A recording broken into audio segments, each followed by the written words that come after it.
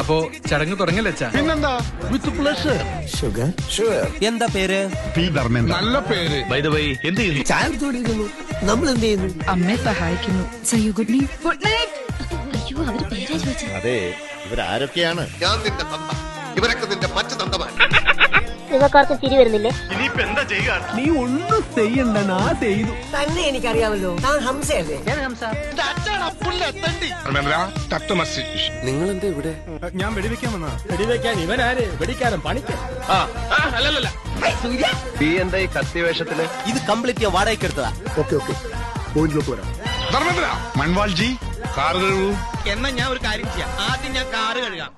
എന്നിട്ട് ചേട്ടാ, ഈ ചെറുപഴം ഉണ്ടാവില്ല, 4 രൂപ. അത് മിനിഞ്ഞാന്ന്. ഇന്നലെ 1:37. സത്യം ഞാൻ തുറന്നു പറയട്ടെ, എനിക്കൊന്നും അറിയില്ല. പോയി.